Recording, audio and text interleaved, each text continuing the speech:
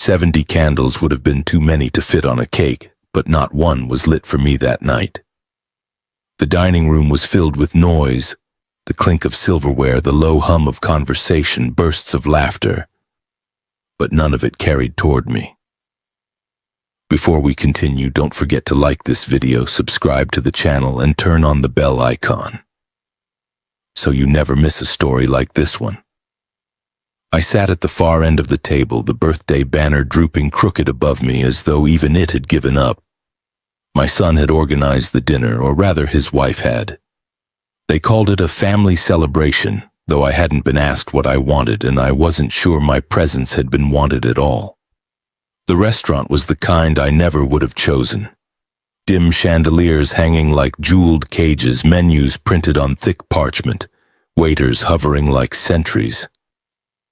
I wore my best jacket, but even that felt out of place among their polished suits and glittering dresses. My son didn't sit beside me. He sat near the center beside his wife, laughing with their friends, his hand resting on the stem of a glass of wine that probably cost more than I'd spent on groceries that week. Every now and then his eyes slid toward me, quick and impatient, as if he hoped I would blend into the wallpaper and disappear. I tried to smile when the waiter placed a plate in front of me, but the food looked like artwork. Neat and tiny, arranged in swirls and drops, more decoration than nourishment. I thought of the meals my wife used to cook. Hearty stews, roasted chicken, cornbread still warm from the oven. She would have laughed at this plate. She would have filled it twice over and told everyone to eat until their bellies ached. Her absence pressed down on me harder than the silence. She had been gone 10 years, and still nights like this made me feel the hollow of her chair beside me.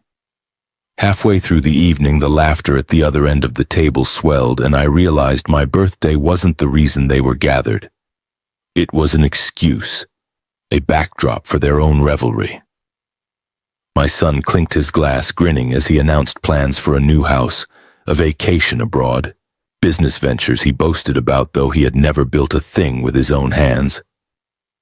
His wife's smile widened as she leaned into him, her eyes shining, not once glancing toward me. When dessert came, a small cake appeared with a single candle. The waiter placed it in front of me without fanfare. My son raised his glass lazily.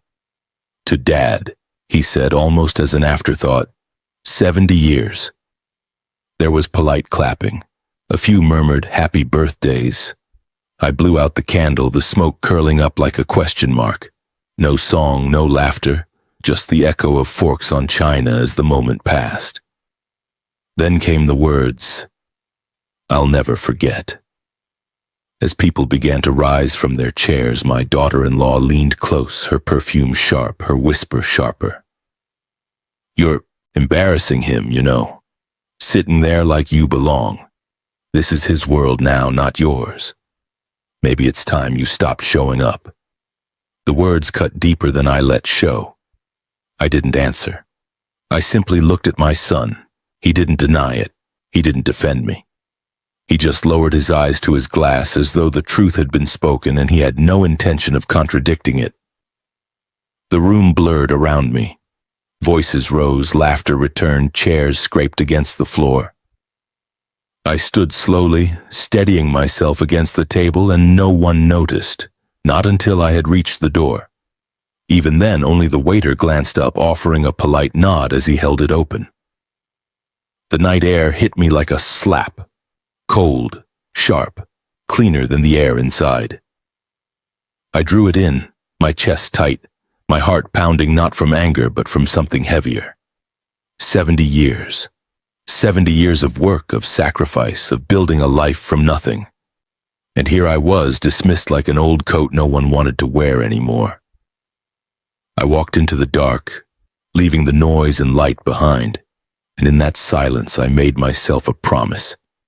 If they thought I was finished, they had no idea what was coming next. The next morning I woke before dawn, the house colder than usual. Winter had crept in through the cracks, and the furnace rattled like an old man clearing his throat. I pulled on a sweater, made a pot of coffee, and sat at the kitchen table. The silence pressed in, not just the silence of the empty house, but the silence left over from the night before. The words replayed in my mind. "You're embarrassing him. Maybe it's time you stopped showing up." I turned the mug slowly in my hands, staring at the rising steam, and thought of all the years that had brought me here. I hadn't grown up with money. My hands had known work since I was a boy, hauling lumber, patching roofs, lifting bricks in the heat until my skin burned. My life had been built on calluses, on sweat, on hours that stretched long after the sun had gone down. Every scar, every ache in my back, every stiffness in my fingers told a story of work that never pretended to be glamorous. And I had done it willingly, not because I loved the work, but because I loved who I was working for. I thought of my wife then. Her smile had always been enough to steady me, even on the hardest days. She had a way of making small things feel rich. A pot of soup stretching to feed us for 3 nights, a blanket folded warm from the dryer, laughter shared over a radio show while the storm pounded against the windows. She never asked for more than what we could manage, and somehow she made it feel like enough. When our son was born, she looked at me with tired eyes and whispered, "Promise me you'll give him more than we had." I promised. And I kept that promise, though it cost me. I worked every shift I could take, sometimes 2 back-to-back. My body grew older faster than the calendar said it should. There were mornings I could hardly stand, but I did anyway. Nights when my clothes smelled of sweat and dust and smoke, and she'd meet me at the door, pressing a kiss to my cheek as if I were something more than just worn-out bones. We scraped and saved to give our boy what he needed. Braces when his teeth grew crooked. Shoes when his feet outgrew them too fast. College tuition when the bills came due, even though it meant cashing in what little retirement I had set aside. I told myself it didn't matter. I could always work longer. At his wedding, I remember standing at the back of the hall, sweat soaking through my shirt because I had spent the morning hauling tables, helping the caterer when they came up short. I had written a check so large my hands shook signing it, and when the speeches came, my name wasn't mentioned, not once. My wife squeezed my hand under the table, whispering, "It's all right. We didn't do it for the thanks." She was right. We hadn't. But still the silence stung.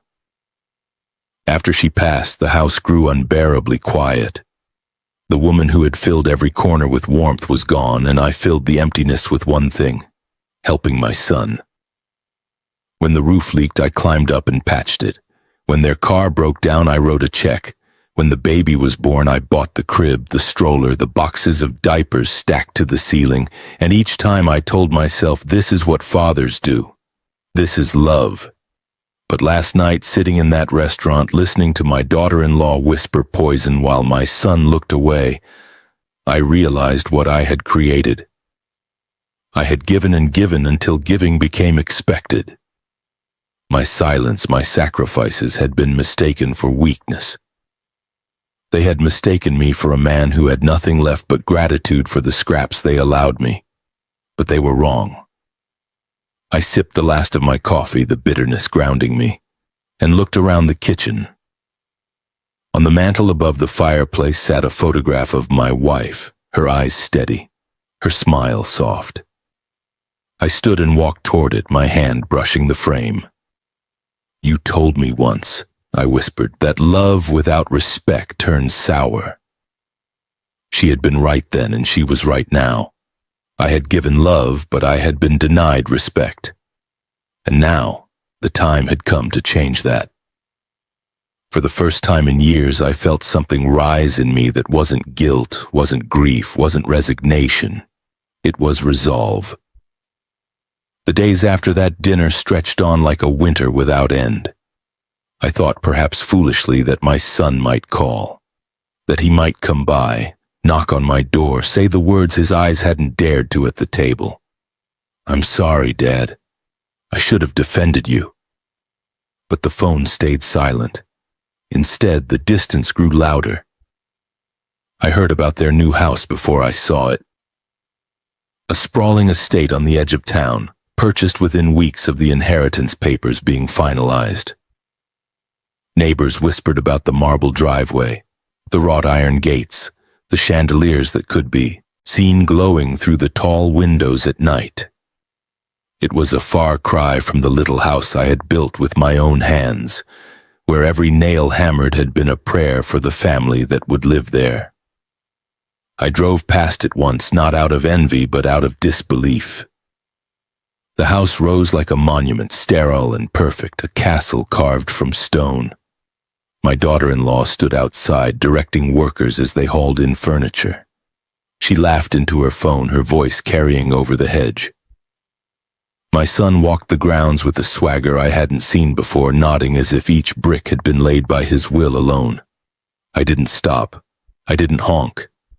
I drove on, the gravel crunching under my tires, my hands gripping the wheel tighter with every turn. At the diner, the news spread faster than the coffee could pour. "They've moved up in the world," someone said. "You'd think they were royalty now." I kept my head down, spooning sugar into my cup, the weight of their voices pressing on me. The next time I saw my son, it wasn't at my house or even in passing. It was in the paper. A glossy photograph of him and his wife at some charity gala, her dress glittering, his smile wide, a caption beneath it praising their generosity for pledging a donation that, I knew, came from money they had not earned. I sat at the kitchen table, the paper spread before me, and felt the sting sharpen. Not because of the wealth, I had never begrudged them the money. It was the look in his eyes, the confidence of a man who no longer saw where he came from. The same eyes that had once looked up at me as a boy, asking for another bedtime story, another push on the swing, another ride to school. Now those eyes looked past me. Days turned into weeks. I left messages on his phone, simple ones. "How are you? Thought I'd check in. Haven't seen you in a while." No answer. One afternoon I tried again. The call rang twice, then clicked. A voice that wasn't his answered. My daughter-in-law. Her tone was clipped, efficient, rehearsed. "He's busy. We'll call you when we can." They never did. The message was clear. I was no longer part of their world. I sat that night in my living room, the old chair creaking beneath me, the walls closing in with silence. On the mantel, the photograph of my wife seemed to watch, her eyes full of the questions I couldn't answer. How had it come to this? I thought of the promise I made her the day our son was born, that I would give him more than we ever had. And I had. I had given him everything. But more had turned into too much, and now respect had withered away. Still, I told myself, blood is blood. Surely he would come around, surely he would see me not as an embarrassment, but as his father again. But hope, I realized, was just another kind of silence. The distance wasn't closing, it was growing. And deep down I knew, if I kept waiting for them to reach back, I would wait until my last breath. The phone sat on the kitchen counter for weeks like an ornament, glowing every so often with messages from banks, telemarketers, or the occasional neighbor checking in. But never from my son. Never from my daughter-in-law. At first I kept glancing at it, hoping. I'd find myself listening for the buzz, my heart leaping when the screen lit up, only to feel the familiar ache when it wasn't them. Hope can be a cruel thing. It lingers even when common sense tells you to let it go. One evening I stared at the phone long enough to see my own reflection in the glass. Wrinkled skin, tired eyes, the ghost of a man who'd once believed love was enough to hold a family together. I thought of my wife then, her steady gaze, her words from long ago. Kindness is strength, Willie, but if it's taken for weakness, it becomes a chain. She'd been right. I'd let kindness turn into chains. That night I powered off the phone. The silence that followed was heavier than I expected, but it wasn't crushing. It was cleansing. For the first time in years, I didn't feel tethered by the possibility of their voices. The next morning I woke before sunrise, pulled on my boots and stepped outside. The air was crisp, the grass wet with dew. I walked the length of the yard, my steps slow but steady, and breathed deep. Silence wasn't emptiness anymore, it was space. Over the following days I began to notice things I'd long ignored, the way the light caught in the trees at dusk, the sound of the creek out back, trickling even in the dry months, the creak of the old porch swing my grandson had once clambered onto, his laughter filling the air. Those memories cut deep, but they also reminded me that not everything had been lost. I still carried the pieces of what mattered. It was in those quiet days that I began to shift. I stopped calling. I stopped waiting. Instead, I started gathering. I pulled old boxes from the attic, stacked with files, receipts, and letters. Bank records, property deeds, papers tied to the inheritance I'd always assumed would simply pass down without question. My wife and I had made arrangements years ago. Cautious, careful steps taken with the help of a lawyer who believed in preparing for every possibility. I spread the documents across the table, the paper smelling faintly of dust and time. And as I read through them, something inside me hardened. Because buried in those papers were not just numbers, but conditions. Safeguards my wife had insisted on when her family's estate came into question. Conditions tied not to wealth, but to respect, to family, to duty. They had ignored those conditions, and by ignoring them, they had already begun to undo themselves. I leaned back in my chair, the silence wrapping around me like armor. My hands trembled slightly as I stacked the papers back into neat piles, not from fear, from resolve. For the first time in years, I wasn't at their mercy. They were at mine. I didn't call to tell them. I didn't show up at their door. I let the silence stretch. And in that silence, I found something stronger than anger. Steel. The stack of papers on my kitchen table grew taller each night as I sifted through them one by one. I had kept them for years, more out of duty than expectation. The kind of documents you hope you'll never need but can't bring yourself to throw away. Now they had become my lifeline. The yellowed envelopes smelled faintly of dust. Some bore my late wife's handwriting in the corners, neat and precise, her signature curling at the edges like the woman herself. Steady, graceful, deliberate. As I ran my hand over her writing, I could almost hear her voice. "Be careful, Willie. Don't leave him everything without guidance. People change when money arrives." She had been right again. By the third night of digging, I found the document that stopped me cold. A clause buried in the pages of the estate arrangements. My wife's family had insisted on it when she inherited from her father years ago. Respect, gratitude, and contact with family were not just moral expectations. They were written requirements. Failure to uphold them, the clause read, could result in a total revocation of the inheritance, with the assets reverting to a trustee. And the trustee was me. I sat back in my chair, staring at the words until they blurred. For years I had assumed my role was ceremonial, a placeholder until my son was ready.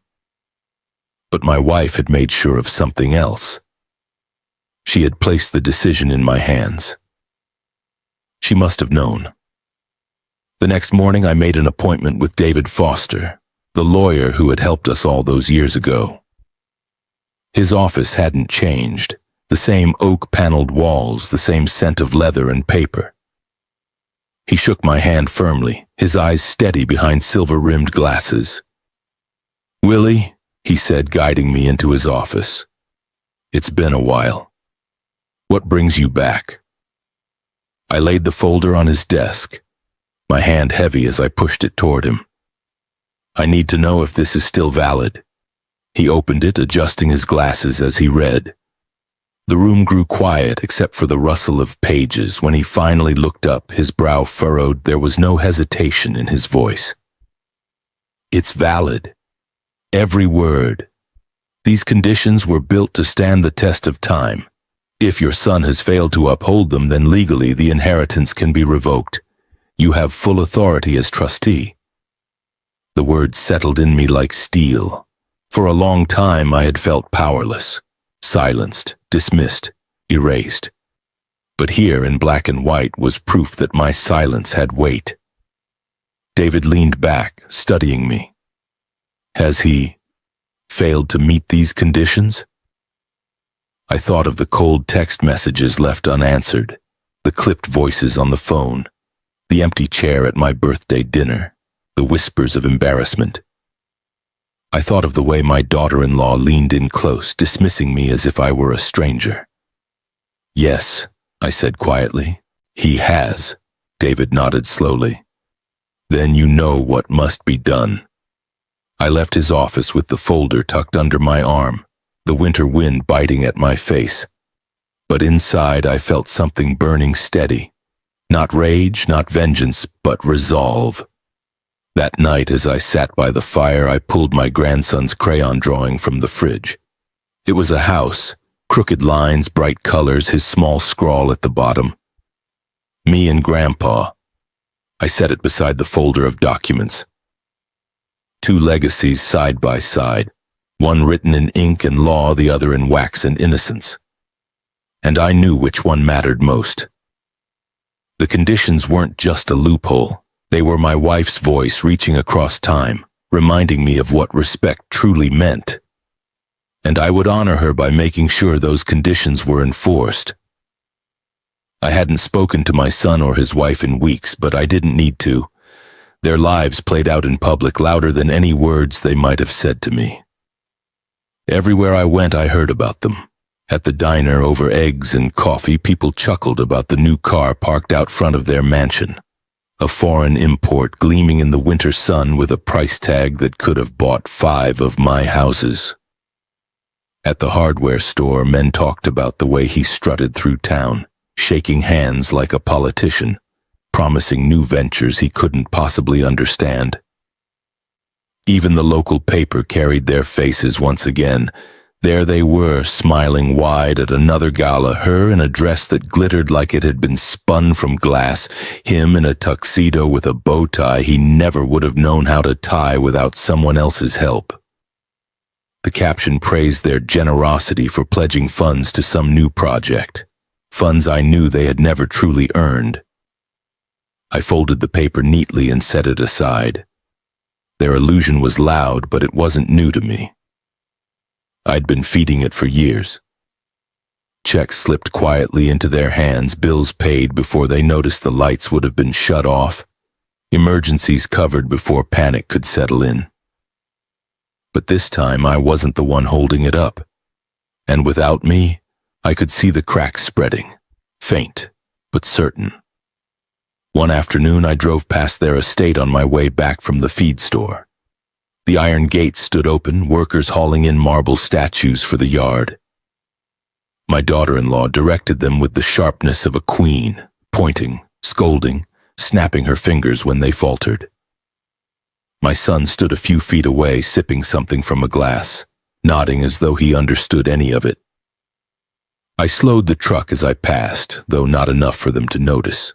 The house loomed behind them, massive and cold, all glass and stone, no warmth. It was everything money could buy, but nothing that felt like home. I thought of my wife's kitchen, the smell of bread rising in the oven, the warmth of stew simmering on the stove, the sound of laughter at a table that wobbled if you leaned too hard. We had little, but we had enough. And enough, I realized, had been far richer than this. At the post office later that week, I overheard a conversation between two women. "She's spending like the money will never run out." "It always runs out," the other replied. Their laughter was quiet but sharp, the kind that cuts without trying. I left with my letters and thought of the clause again. The words written in ink that now lived like iron in my chest. Respect, gratitude, duty. My son had broken them all, and still they flaunted. My phone buzzed one night, though I didn't answer. A message appeared later, not from my son, but from a mutual acquaintance. A photo of the two of them at yet another event, smiling beneath chandeliers, her hand heavy with new rings, his arm draped around her like he'd conquered the world. The message beneath it read only, "Thought you'd want to see what you're missing." I stared at it for a long time before deleting it. Missing? No. I wasn't missing anything. I was watching. Because illusions don't last, and I knew the day would come when the glitter would fade, when the bills would outpace the boasts, when the truth would step out from behind the curtain. When it did, I would be ready. And silence would be the only answer they would get from me. The first crack came quietly, almost too small to notice.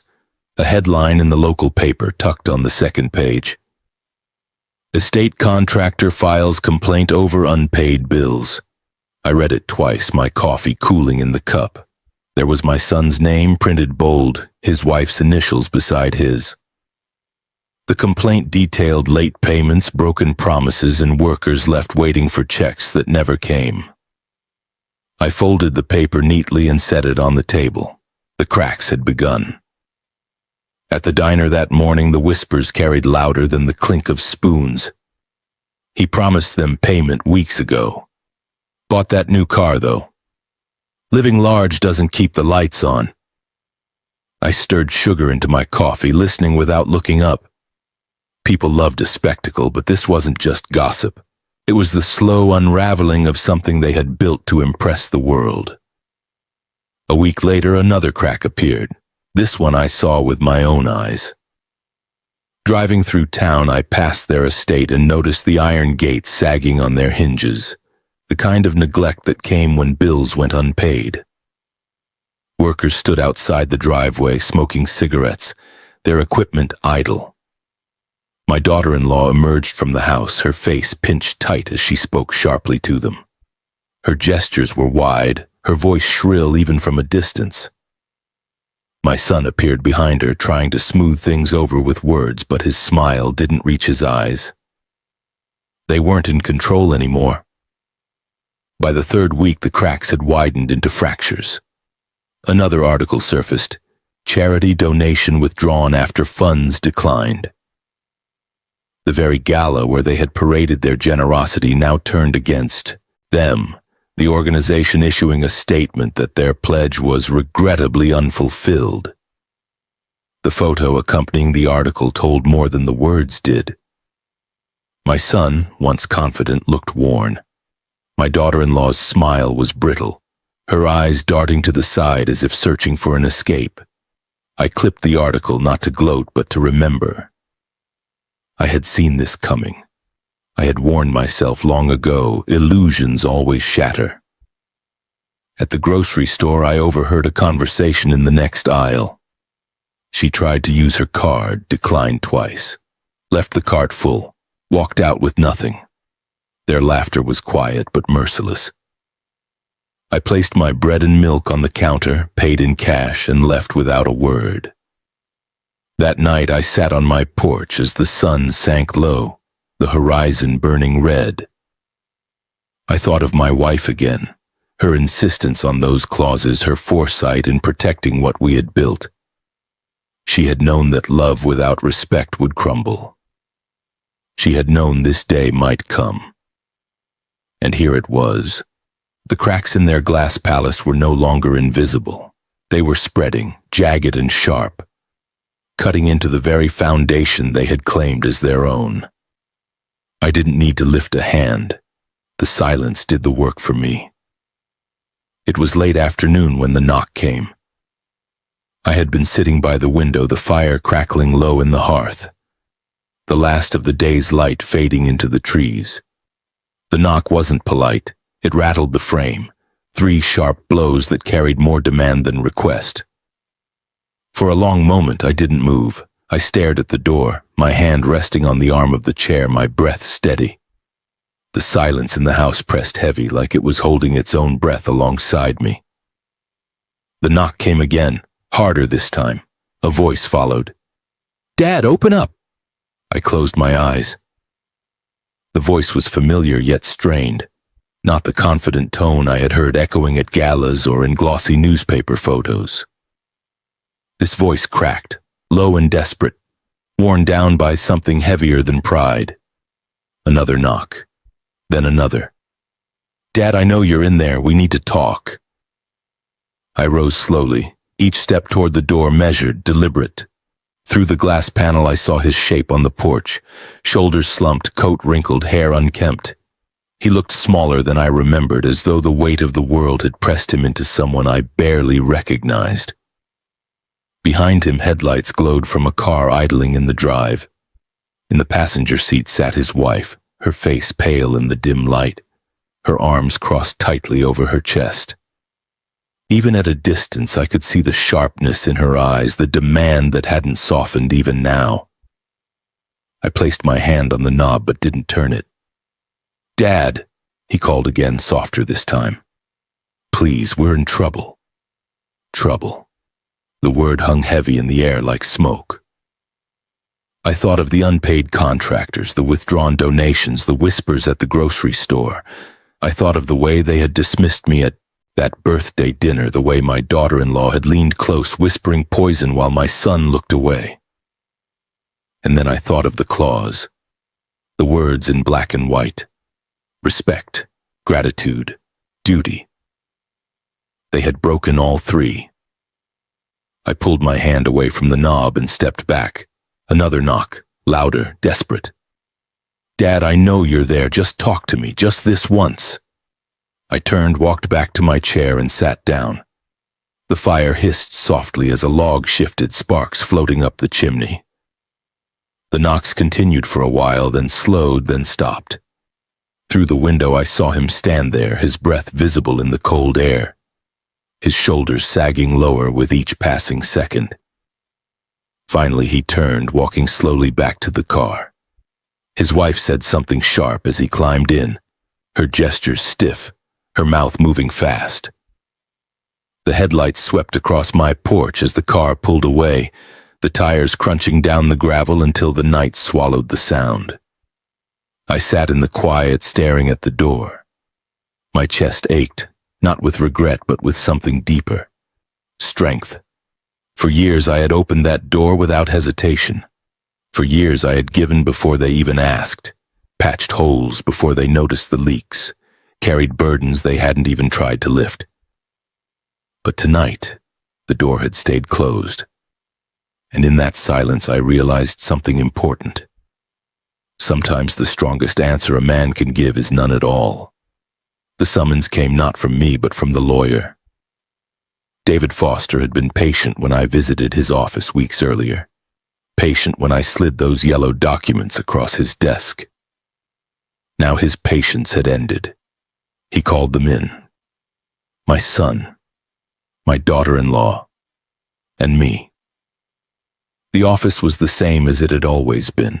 Shelves lined with leather-bound books, heavy curtains drawn against the winter light, the scent of polished wood and old paper. I sat in the chair nearest the window, my hands folded on my lap. The fireplace crackled low, but the warmth did little to soften the chill in the air. The door opened sharply. My son entered first, his shoulders squared, his chin lifted, the familiar arrogance plastered across his face. His wife followed, her heels clicking like a metronome, her eyes darting around the room as though calculating its worth. They didn't look at me. David rose from behind his desk, his expression calm, professional. "Thank you for coming," he said. "Please, sit." They settled into the chairs across from me, my son leaning back as though he owned the place, his wife crossing her legs with deliberate precision. David adjusted his glasses, opened the folder before him, and began. "As you know, this office handled the estate arrangements following your mother's passing. The inheritance you received was substantial, but as was explained then, and as is written here, it was conditional. My son waved a hand dismissively. We've heard this before, formalities. The money is ours, it was given. David's gaze didn't waver. Conditional, he repeated. He tapped the papers with one finger. Respect, gratitude, duty to family. These were not suggestions, they were requirements. A shadow crossed my son's face, but his wife leaned forward, her voice sharp. You can't seriously be suggesting that some vague words mean anything. We've lived our lives, we've invested, we've grown the estate. You can't just take it away. David's voice remained even. You're mistaken. These clauses are not vague. They are binding. And as trustee, your father has the authority to enforce them. The silence that followed was heavier than stone. At last, my son turned to me, his eyes narrowing. Dad, this is ridiculous. You wouldn't. I didn't speak. I didn't need to.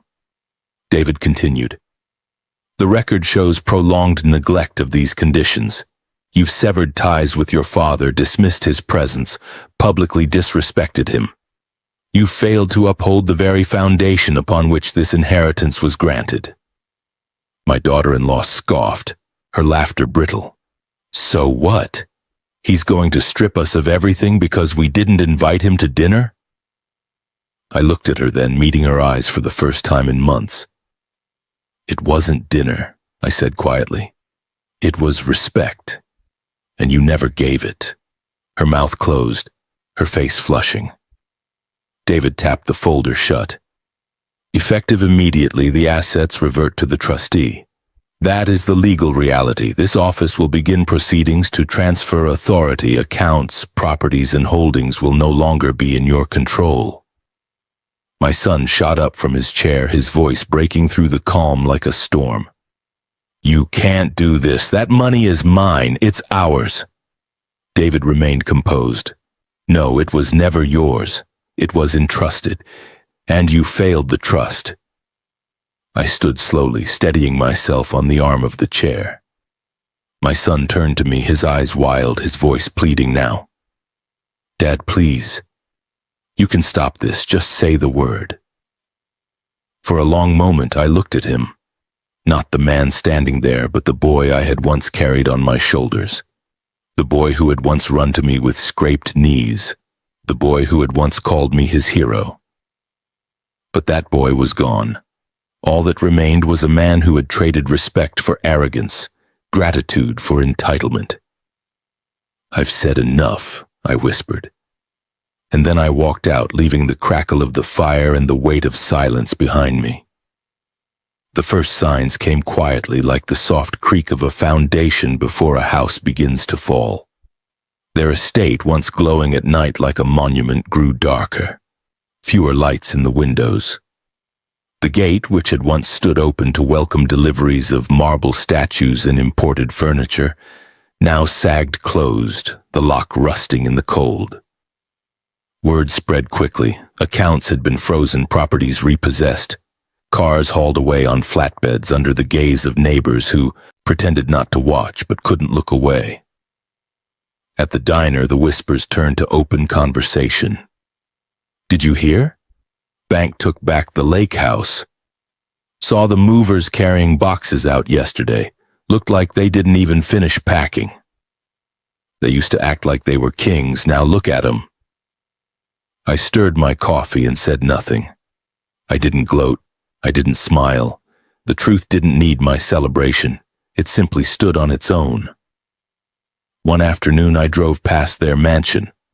The driveway was lined with cars, not luxury sedans this time, but the battered trucks of repossession men. Workers carried furniture out the door, their boots heavy on the steps. The glittering chandeliers that had once been photographed in society pages were being lowered carefully into crates. My daughter-in-law stood on the porch, her arms crossed tightly, her face pale. She barked orders at no one in particular, her words sharp but hollow. No one listened. The men carried on, efficient, unaffected by her protests. My son stood beside her, shoulders slumped, his face drawn. For the first time, he looked his age, older even. the shine gone from his eyes, replaced by something hollow. He saw me as I drove past. Our eyes met through the windshield. His lips parted as if he might call out, but the sound was swallowed by the noise of boots, boxes, and breaking pride. I didn't stop. Days later, I heard that they had moved into a smaller place, not in the city, not behind gates, but in a modest rental on the edge of town. The irony wasn't lost on me. They had traded the warmth of family for the cold comfort of marble and chandeliers, only to end up with less than they had started with. At church the following Sunday, the pastor's sermon carried further than usual. When pride builds palaces, humility tears them down, and when respect is abandoned, blessings flee. People nodded, some glanced at me knowingly, though I kept my eyes on the hymn book. I hadn't sought their downfall, but I hadn't stopped it either. One evening as I sat on my porch, I heard the crunch of tires on gravel. My grandson stepped out of a car, his small figure moving quickly up the path. His mother didn't follow. My son didn't either. "Grandpa," he whispered when I opened the door. His eyes were wide, frightened, his hands clutching a small backpack. "Can I stay here tonight?" My throat tightened as I stepped aside, letting him in. He looked around the living room as if it were a safe harbor, his shoulders relaxing as soon as he sat on the old couch. In that moment, I realized what had been stripped away wasn't just wealth or pride. It was the illusion. The illusion that money could replace love, that marble could replace respect, that arrogance could replace family, and what remained in the ashes of their fall was the truth. Legacy isn't what you keep, it's what you protect. The town had a long memory. For months, my son and his wife had filled every room with their laughter, their money, their glittering promises. They had built themselves into royalty. But royalty doesn't last in a place where everyone remembers who once swept the floors, who once carried debts, who once begged. Now they had become the subject of whispers again. Not admiration this time, but pity mixed with scorn. At the diner, I overheard it first.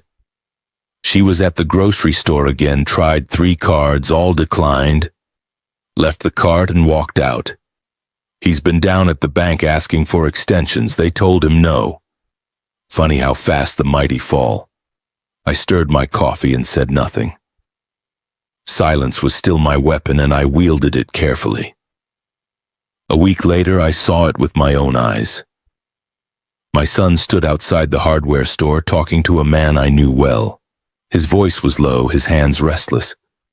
I heard the words "loan" in just a few months. The man shook his head, clapped my son on the shoulder, and walked away. My son stood there for a long time, staring at the pavement as though it might open and swallow him whole. I walked past without stopping. He didn't look up. His wife fared no better. Once the queen of charity galas, she had become a ghost at them. Whispers said she had been asked not to return after too many broken pledges. The sharpness that once cut into me at my own birthday dinner had dulled into bitterness turned inward. It might have been enough to let their fall stand on its own. But there was more. David Foster called me into his office again. He had begun transferring assets, as the clause demanded. "What do you want to do with it?" he asked. "You're in control now." I thought of the house I had built with my own hands, the long nights in the fire of labor, the promises whispered to my wife when she was still alive. I thought of the laughter of my grandson, the innocent hum of his voice as he colored at my table. "Redirect it," I said.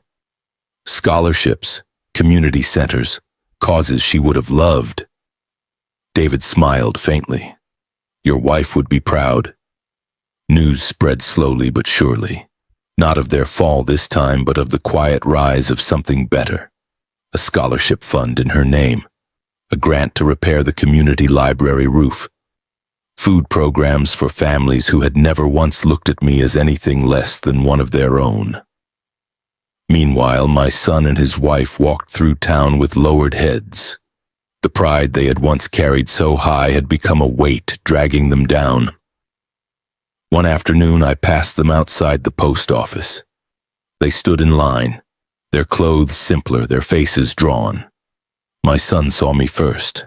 His lips parted as though to speak, but he didn't. His wife turned her face away. I walked past them silent, because justice had already spoken. Not through courts, not through shouting, not through revenge, but through silence, steady as stone. The house was quiet when the knock came this time. Not sharp, not desperate, gentle, almost uncertain, like someone afraid the sound alone might break the silence inside. I opened the door to see my grandson standing there, a backpack slung over one shoulder, his cheeks red from the cold. His eyes, though, carried something heavier than winter, a mix of confusion and hurt that no child should have to wear. "Mom said I should stay here tonight," he murmured, his breath fogging in the air. I stepped aside without hesitation, my hand resting briefly on his shoulder as he passed. The warmth of him, small and fragile, filled the space that had felt too empty for too long. Inside, he dropped the backpack by the couch and looked around, as if making sure the house hadn't changed since his last visit. The blanket was still draped across the chair. The photograph of my wife still sat on the mantel, her smile watching over us. His drawing, the one with the crooked house and the words "me and Grandpa," was still taped to the fridge. He smiled faintly when he saw it. "You kept it." "Of course I did," I said. "It's one of the best things I own." We sat at the kitchen table, crayons scattered again, paper spread out between us. He colored quietly, the tip of his tongue poking from the corner of his mouth in concentration. I watched him for a long time, listening to the simple sound of wax scratching against paper, the hum he made under his breath. After a while, he looked up. "Grandpa, why is everyone so mad?" The question was soft, but it landed heavy. I set my pencil down and leaned back, the weight of it pressing into me. "Sometimes," I said carefully, "people forget what matters. They think money means more than love, more than respect. And when they forget, things get broken." "Like glass?" he asked. I nodded. "Yes, like glass." He stared at his drawing for a moment, then picked up a blue crayon and began coloring the sky. "But glass can't be fixed." I reached across the table, my hand covering his small one, steadying it. "Some things can't be fixed the way they were," I said, "but new things can be built, stronger ones, better ones." He looked at me then, his eyes wide, trusting. Slowly, his fingers curled around mine, holding on with a grip that was small but fierce. That single gesture felt heavier than any bank account, any estate, any inheritance. His hand in mine was the proof of something I had almost forgotten. That legacy isn't about wealth or possessions, it's about what you leave in the hearts of those who come after you. That night, as he fell asleep on the couch under the old blanket, I sat nearby, the fire glowing low, the house filled with the quiet rhythm of his breathing. I thought of my wife again, how she had insisted on those conditions, how she had always known that respect mattered more than riches. And I realized she had given me one final gift. Not just protection from arrogance, not just a way to honor her memory, but the chance to rebuild something with the only one who still looked at me with unbroken trust. My grandson stirred in his sleep, his hand still clutching mine even as dreams carried him away. And in that moment, I knew. Whatever had been stripped away, whatever had been lost, something stronger was being built. A legacy not of marble, but of love. The snow was falling again when it happened. It was late. The fire burned low and the house was quiet except for the steady breathing of my grandson asleep in the next room. His backpack sat by the door, one strap frayed, his crayon drawing tucked safely back on the fridge. The night felt peaceful, whole in a way it hadn't in years. That was when the phone buzzed. For a moment I thought of ignoring it. Most calls at this hour were wrong numbers or telemarketers who didn't know better. But when I looked at the screen, my chest tightened. It was my son. The name glowed against the dark screen, unfamiliar and heavy. For months he had ignored me, dismissed me, erased me, and then when the money collapsed, he had come pounding on my door, demanding, begging. Now there was only this, a late-night call, silent except for the hum of the phone. I didn't answer. The phone buzzed again and then again. At last it stopped. A moment later, a message appeared. Dad, just one word, 2 letters, a question mark, small, fragile. I stared at it for a long time, my hand hovering above the screen. My thumb itched to type, to answer, to break the silence. But the silence was all I had left. I thought of everything that had led to this moment. The birthday dinner where I had been dismissed like an unwelcome guest. The whispers of embarrassment, the humiliation that had been brushed aside as though I were nothing but an old man clinging to relevance. The arrogance of his wife, the cold laughter, the disdain that cut sharper than any blade. And then I thought of the clauses, the foresight of my wife, her insistence that love without respect would rot, that wealth without gratitude would destroy. She had been right. Every word, every warning, every quiet wisdom had led me here. I set the phone down on the table. The screen dimmed, the room settling back into silence. Through the window, the snow fell heavier, softening the world outside. The yard, the trees, the old fence line. All of it wrapped in white, as if the earth itself had decided to start over. I walked to the mantel and looked at her photograph. My wife's eyes seemed to hold mine, steady, knowing. I whispered, I kept the promise. Behind me, my grandson stirred, his small voice carrying into the quiet. Grandpa? I'm here, I said, stepping into the room. His hand reached for mine even in sleep, gripping it with the trust of someone who hadn't learned to betray yet. I sat beside him, letting his hand rest in mine. The phone buzzed once more on the table, unanswered, unseen. Because sometimes the final word isn't what you say, it's what you choose not to. If this story touched you, don't forget to like the video, subscribe to the channel, and turn on the bell icon, so you never miss a story like this one, and share it with someone who believes silence can speak louder than words.